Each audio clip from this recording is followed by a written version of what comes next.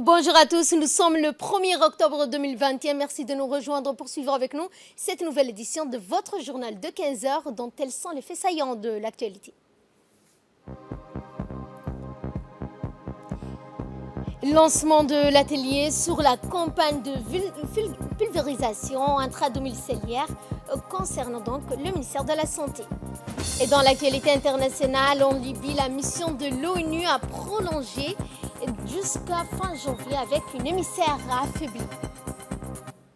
C'était les titres. Place au développement. Le ministre des Affaires étrangères, de la coopération internationale et porte-parole du gouvernement, Mahmoud Ali Youssouf, a pris part aujourd'hui à la 1035e session du Conseil de paix de sécurité de l'Union africaine.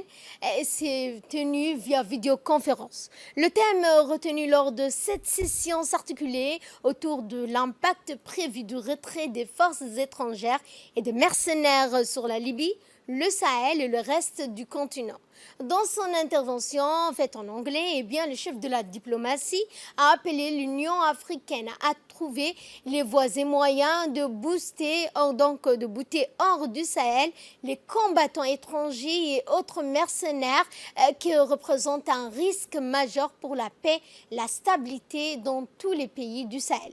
Pour cela, il a insisté sur le fait qu'il était impérieux de révisiter et de revoir les instruments et le mécanisme de l'Union africaine en vue de les adapter à une stratégie de lutte continentale plus que nécessaire sur cette question et ne plus se contenter des réactions ponctuelles face au phénomène d'infiltration de nos pays par des combattants, des mercenaires étrangers.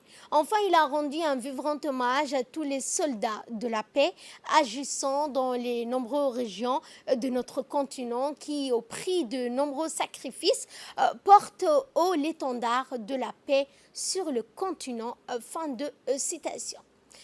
Je vous l'annonçais dans le titre, le ministre de la Santé, Ahmed Robleh Abdillah, a ouvert hier un important atelier portant sur la sensibilisation autour de la pulvérisation intradomiciliaire dans les communes de Blaus.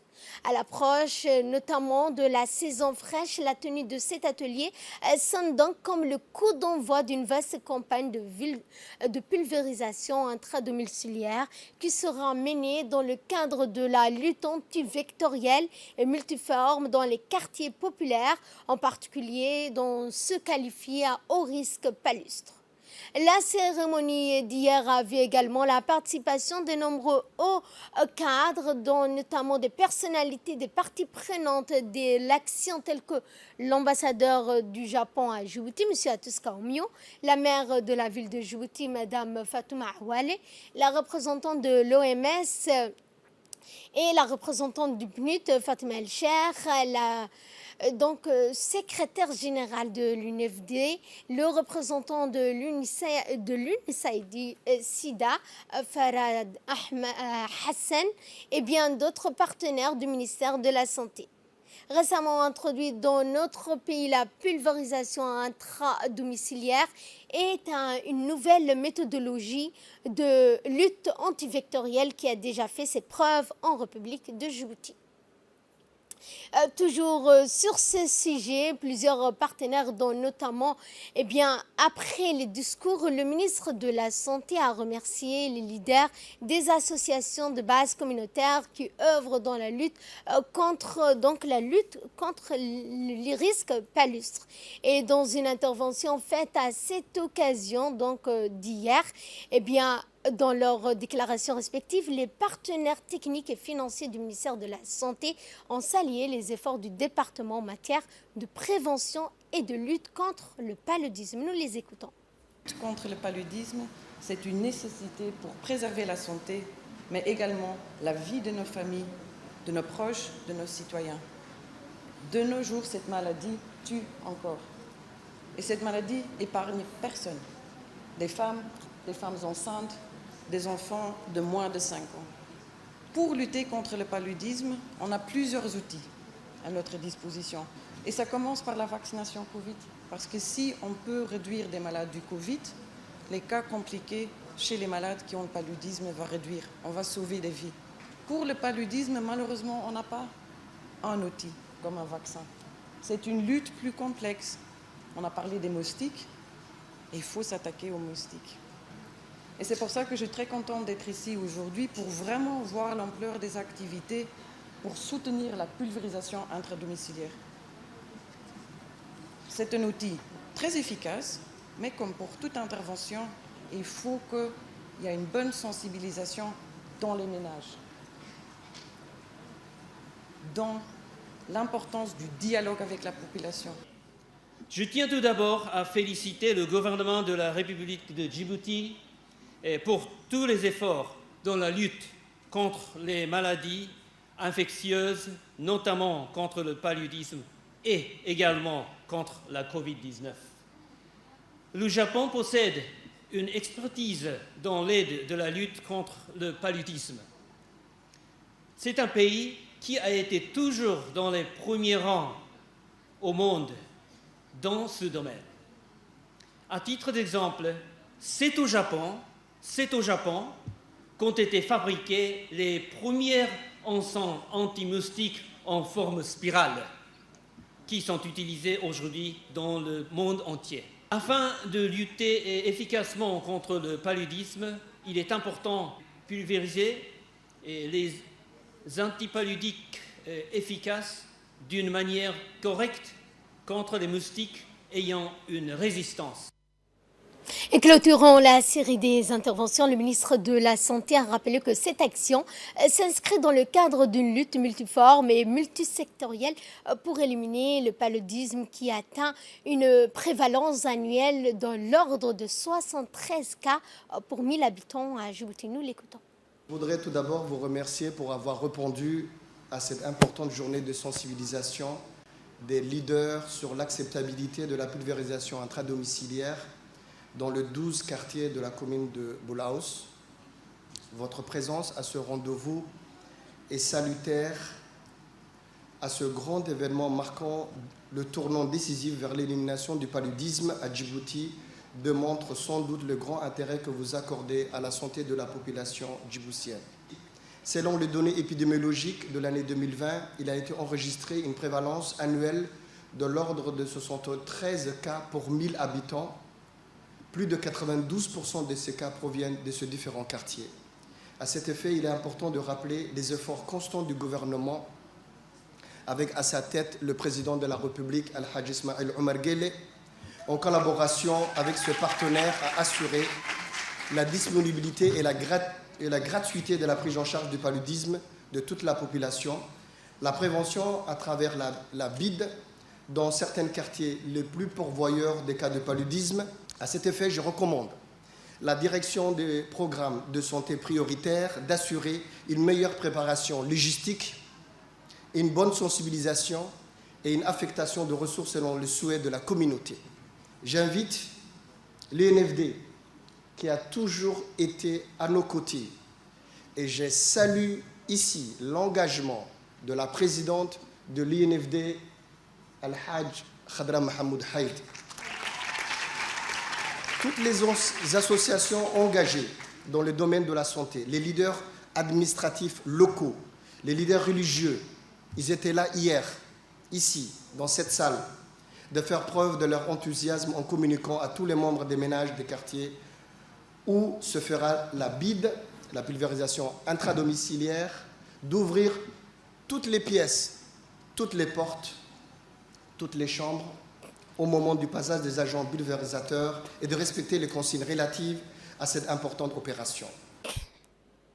Et en marge de cet atelier, le ministre de la Santé, Ahmed Roblé, et les partenaires ont visité plusieurs stands de présentation des activités liées à la lutte antivectorielle, mais également sur les protocoles thérapeutiques du paludisme dans notre pays. Les officiels ont également inspecté les véhicules à canon pulvérisateur qui vont sillonner la capitale dans le cadre de la vaste campagne de pulvérisation spéciale.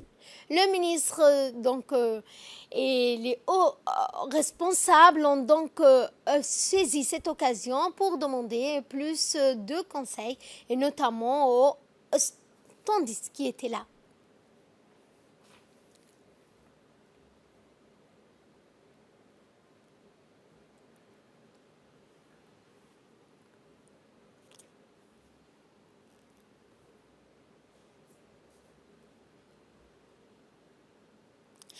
Dans le reste de l'actualité, le ministre de l'Énergie chargé des ressources naturelles, Younis Ali Guedi, a présidé hier matin au Kempinski Palace Hotel un atelier hydrogène naturel et hélium coproduit de la géothermie. Cet atelier destiné à prendre connaissance et discuter d'un sujet innovant qui est l'hydrogène naturel ou encore terrestre coproduit de l'énergie géothermique issue du sous-sol de notre pays. Après avoir identifié un hydrogène naturel issu du sous-sol de Djibouti et afin de développer un programme de recherche de développement pré-industriel, l'ODEC s'est entouré depuis plus d'un an d'un organisme expérimenté et reconnu internationalement dans ce domaine, à savoir l'IFP Énergie et des universités des pays de la Dour de l'UPA. La mise en valeur et l'exploitation de l'hydrogène naturel permettra de notre pays donc créer une partie de sa stratégie énergétique dans l'utilisation d'un vecteur, l'hydrogène, qui contribue ainsi à sa décarbonisation. Et ainsi ici, nous allons suivre cette fois l'intervention du ministre de l'Énergie, Younis Ali Guedi, qui a indiqué que ce programme d'exploration proposé nécessite notamment un investissement important de la part de l'ODEC et de ses partenaires. Avoir identifié les potentiels en hydrogène naturel issu du sous-sol de Djibouti et afin de développer un programme de recherche et de développement pré-industriel, l'ODEC s'est entouré depuis plus d'un an d'organismes expérimentés et reconnus internationalement dans ce domaine, à savoir l'Université des pays de la Dour, l'IFP Énergie Nouvelle, ainsi que des partenaires industriels comme CVA Engineering et 45-8 spécialisés dans l'exploration et la production de l'hydrogène et de l'hélium. Suite aux résultats analytiques des deux missions exploratoires de terrain menées à Djibouti en 2019 et en 2021, dans le cadre du projet Djibouti High, l'ODEC et ses partenaires sont arrivés à la conclusion que plusieurs sites djiboutiens présentent un potentiel hydrogène naturel et que certains présentent également des teneurs significatives en hélium. Les résultats obtenus mettent en avant l'opportunité de poursuivre les efforts exploratoires dans la perspective d'un programme d'exploration nationale à perspective industrielle. Les programmes d'exploration proposés nécessitent un investissement important de la part de l'ODEC et de ses partenaires en moyens humains et techniques afin d'assurer des prélèvements de gaz sur les prochains forages géothermiques. En tant que ministre de l'Énergie et des Ressources naturelles, je suis particulièrement motivé par ces diverses perspectives et je compte, bien sûr, sur l'ODEC pour y parvenir et les exploiter. La mise en valeur et l'exploitation de l'hydrogène naturel permettra à la République de Djibouti d'en créer une partie de sa stratégie énergétique dans l'utilisation du vecteur hydrogène afin de l'intégrer dans son mix énergétique et contribuer ainsi à sa décarbonation. La production d'hydrogène nécessite peu d'énergie et sa combustion n'émet pas de CO2. Suivant avec cet entretien que le secrétaire d'État chargé des sports a eu donc avec l'ambassadeur des États-Unis accrédité à Djibouti, M. Jonathan Pratt. Après quelques mots de bienvenue, l'entretien a abordé les relations de coopération existantes entre Djibouti et les États-Unis, en particulier dans les domaines des sports, ainsi que les voies et moyens de renforcer davantage. L'entretien a également vu la participation du conseiller technique Wahib Hamadou, des responsables de la communication, ainsi que d'autres responsables. Au terme de cette réunion, l'ambassadeur américain a réitéré sa disponibilité à renforcer davantage la collaboration fructueuse avec le secrétaire d'État chargé des sports en vue d'accompagner les efforts de notre pays. Et les contrôles menés par la police nationale se poursuivent. C'est dans ce sens que la police nationale a entrepris une opération de grande envergure portant sur le contrôle des vignettes de cette année 2021. En effet, le temps imparti pour l'acquisition de la vignette de l'année en cours étant écoulé, la police nationale effectuera désormais des contrôles permanents sur toutes les artères des circulations. Il est demandé à la population de s'acquitter de cette mesure, la vignette automobile étant un impôt annuel sur les véhicules en circulation sur toutes les routes qui se traduit par l'obligation d'acheter et d'apposer l'élément matérialisant également spécialement ce paiement fiscal ou vignette sur le pare-brise de chaque véhicule assujetti.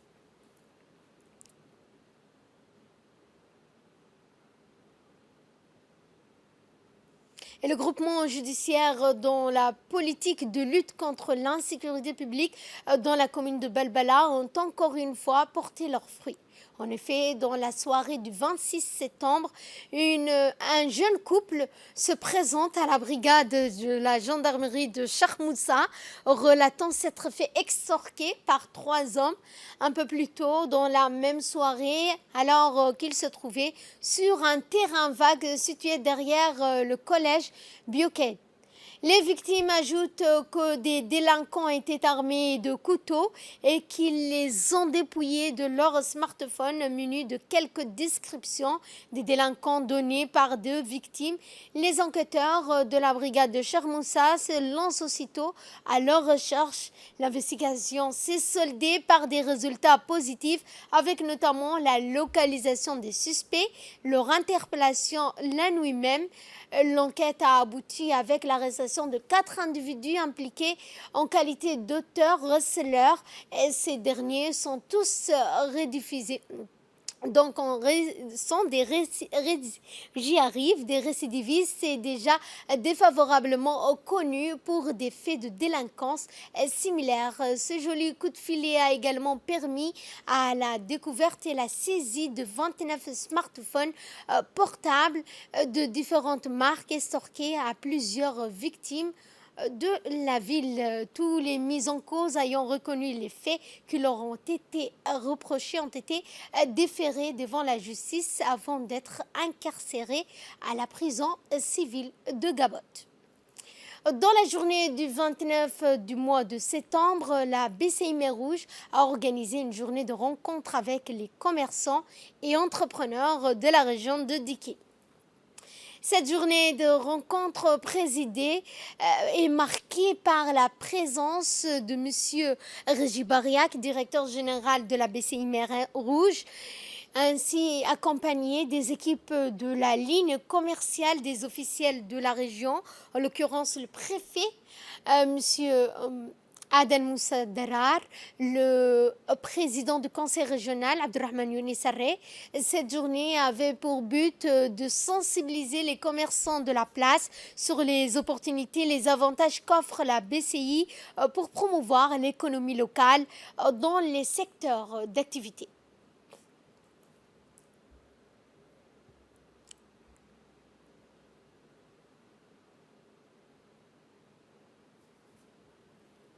Et de là, nous passons à ce qui fait la une de l'actualité internationale. Le Conseil de sécurité de l'ONU a adopté jeudi à l'unanimité une résolution prolongeant jusqu'au 31 janvier sa mission politique en Libye. Eh bien, une courte durée qui affaiblit son émissaire, Jean Ribi, qui a donné lieu à un bras de fer à rebondissement à 3 semaines. Donc, le Conseil de sécurité aurait dû prolonger la mi-septembre la mission en Libye. Eh bien, mais aussi en ce qui concerne le 24 décembre, visant à tourner la page sur une dizaine d'années de guerre. Mais la Russie, menaçant d'utiliser son veto, avait alors rejeté le texte rédigé par le Royaume-Uni, refusant de langage sur le retrait des mercenaires des troupes étrangères de Libye, celui sur l'avenir de mercenaires onusiens.